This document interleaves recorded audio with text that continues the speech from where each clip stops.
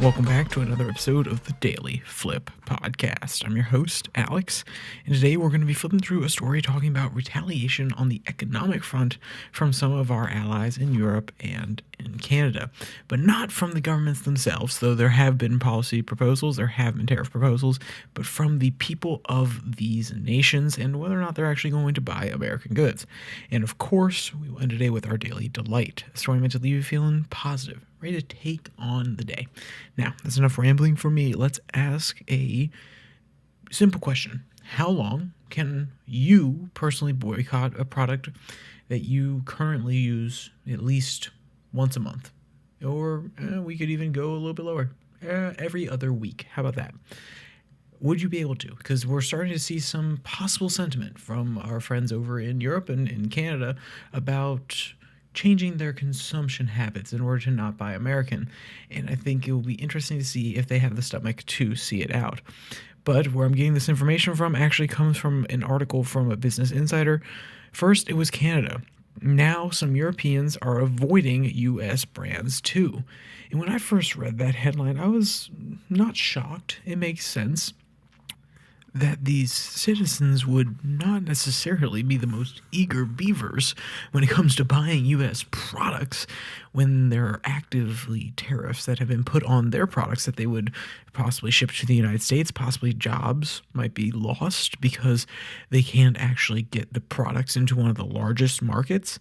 So they're going to retaliate in kind, and also just the bad press in general. It doesn't even have to personally affect them. It could just be, and let's be clear, it will personally affect them to some degree, but they don't have to be directly affected and have to be the ones who bear the cost immediately themselves, or even have to be fired or anything to that drastic of a nature to look at the U.S. and say, okay, wow, hey, you guys are coming after us? Nope, we're not going to stand for it. So I'll give a little bit of context from the first two paragraphs here from the article. Quote, what began as backlash in Canada has spread across the Atlantic as U.S. companies face growing consumer resistance following President Donald Trump's sweeping tariffs and provocative rhetoric. While his 20% tariffs on imports from the European Union have been reduced to 10%, the damage to consumer sentiment may already have been done. And they're coming up with actually pretty creative ways to make sure that they're not buying American products.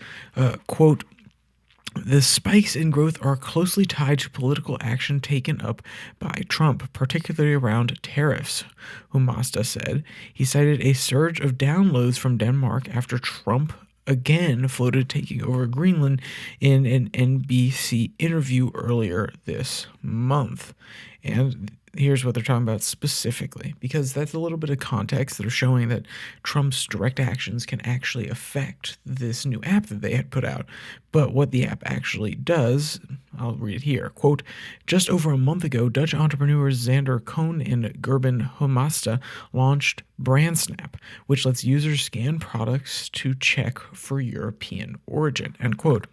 And this is actually a very brilliant idea. I think we should adapt it here in the United States, because even if you don't want to do it out of retaliation, you don't want to check the branding of your products in order to make sure that you're not buying a certain product, you can still check that you are buying certain products. So an idea would be dog toys in Petco. One of my teachers, when I was really, really young, made an example of a situation when they were in Petco and they were looking for a toy for their dog, and they wanted to make sure it was made in America. And it had an American flag on it, a particular toy that she had picked up off the shelf. Turned it over, and the label said made in China. Very sneaky advertising. And maybe they don't actually put that label on there. Maybe for some reason it's hidden very well. If you have an app like this, you can scan the barcode, you can see where its origins are, whether it was made in the United States, is the company a US-based company but manufactured somewhere else. All this sort of information can actually make it easier for consumers to truly understand what is going on. And that is why I love this overall. Even though I don't love the idea of American brands facing negative sentiment overseas, it is a natural repercussion of the actions of our executive officer, our president, but also the idea in itself is a way to ensure that the consumer has more information. One of the greatest failures of the economy that you will learn about in any of your economics classes is ununiform asymmetric information. So that is to say that the consumer doesn't necessarily have all the information. Maybe certain companies don't have all the information when they're buying products from other places. There's always a lack of information, therefore imperfect information, when going to evaluate different economic decisions. Not always. Of course, you can have as much as possible, but you're never going to have all the information. You can think you're going to have it all, but there's always something else lying down there, and it's going to be very, very difficult to get every last little bit. But an app like this allows you to put it in the palm of your hand, quite literally. You can scan it almost anywhere. You can see if that dog food manufactured in China or manufactured in the United States. You can see if that new tent that you're going to buy at REI is actually American made or if it's manufactured somewhere else, which can therefore inform your decisions. But it also empowers people who use it to possibly boycott things they don't like, just like these examples across the European Union. And there's actually another example that the article lists here. Quote, similarly, in France, computer engineer Saka Montel launched De-Trumpify Yourself, a free open source app designed to help consumers identify hidden U.S. ownership behind everyday products. Everyone knows Coca-Cola or Heinz are American, but many people don't realize Lou, Michela, which is a really good chocolate brand. They're not paying for anything, and I'm not endorsed by them, but they are a very good chocolate brand. I really enjoy them. And Les Petites Marsales are too, he told BI, naming 3 widely consumed brands in France. And that's another thing, which is if you want to really take a step back and look at the economic implications of something like this in order to increase the amount of information consumers had, there are probably plenty of products that we use on a normal basis that we don't know where they come from. And that's what really, really taps on that first question that I asked you, which is how long could you go without it? Because say you use a product every 2 weeks, like we initially established, and you don't know that it comes from a different place. You don't know how common the infiltration of Chinese, Vietnamese, French, Nigerian, Indian companies are within the United States and how they're actively farming out this pro-America message, or they're selling their products without necessarily telling you their origin or that they're non-American companies.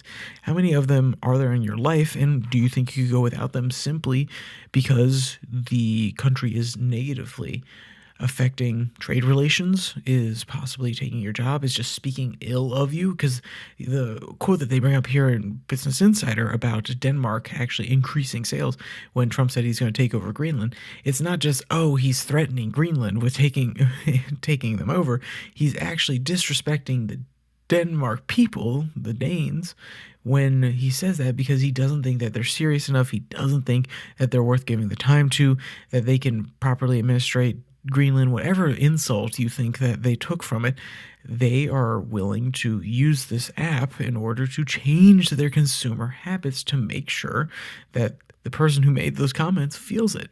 It's a free market reaction. And will the Europeans have a full-on stomach for it? Will they be able to keep on going? I honestly don't know.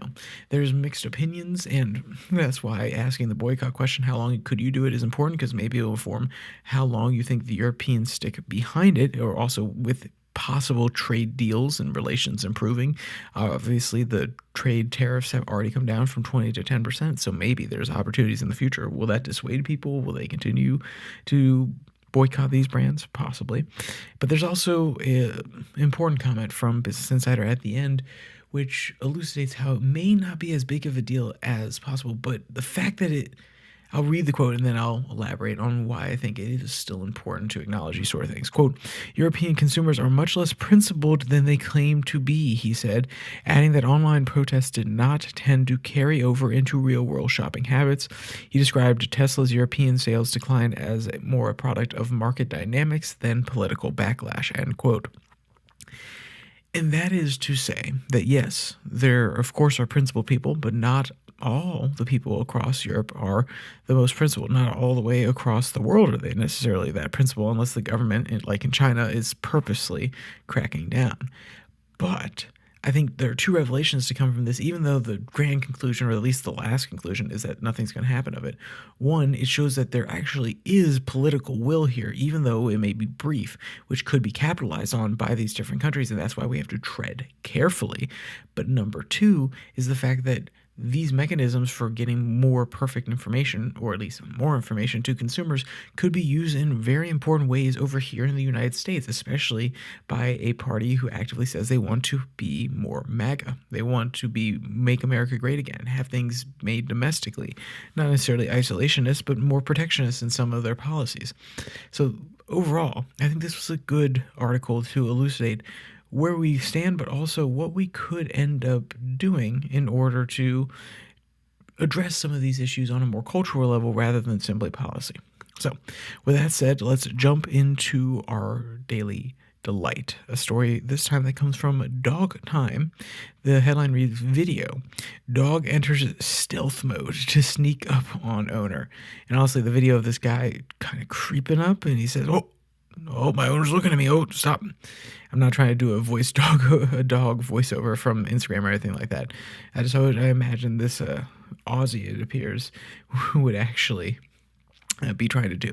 But if you want to see a cute video like that, you want to leave a little smile on your face before you go on with the rest of your day. Maybe you're listening at lunch, maybe you're listening on Saturday in the car, or maybe you're listening 2 years down the road and you just need a little bit of a smile. You can go check on that article, that video.